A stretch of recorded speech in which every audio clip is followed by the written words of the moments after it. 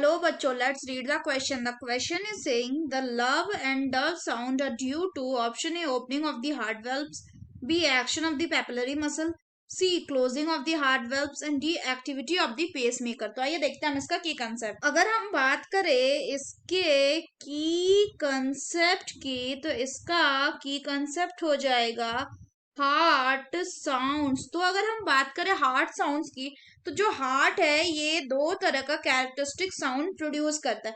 अगर हम बात करें फर्स्ट साउंड की तो जो फर्स्ट साउंड है ये कौन कॉज करता है? It is caused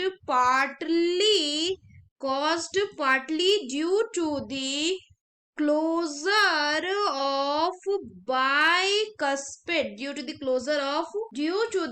closure of bicuspid and tricuspid valves. And साथ ही साथ ये और किसके कारण से होता है? ये और होता है आपका कॉन्ट्रैक्शन के कारण. किसके कॉन्ट्रैक्शन के? सो contraction of the muscles of ventricles के कारण.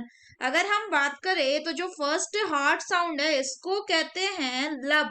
अगर हम बात करें ये कैसा होता है? So it is low pitched. ये लो पीच्ड होता है, नॉट वेरी लाउड, मतलब ज्यादा लाउड नहीं होता, बहुत धीमा होता है. And it is for long duration. ये ज्यादा टाइम के लिए होता है. अगर हम बात करें तो लॉन्ग ड्यूरेशन मतलब अप्रोक्स अराउंड 0.15 सेकेंड्स के लिए ये होता है. अगर फर्दर बात करें तो जो सेकेंड साउंड है इस ये कैसा होता है? ये कॉज होता है due to the closure of semi lunar valve. ये सेमी ल्यूनर वाल्व के बंद होने के कारण होता है. एंड ये क्या मार्क करता है? So it mark the end of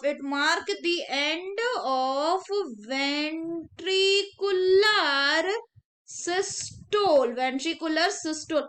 further अगर हम बात करें तो ये जो सेकेंड हार्ट साउंड होता है इसको क्या कहते हैं? इसको कहा जाता है डब या डब. इसको कहा जाता है डब. अगर हम बात करें डब की तो जो डब होता है यानी सेकेंड हार्ट साउंड ये कैसा होता है? It is highly pitched. इसका पिच बहुत हाई होता है, प्लस इट इज लाउडर होता है and it is for shorter duration. ये कम टाइम के लिए होता है.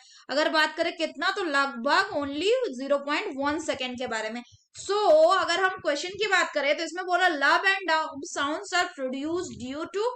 The correct option will be option C, that is closing of the heart valves. So that's all for the question, bachcho. Hope you understood it well. Best of luck.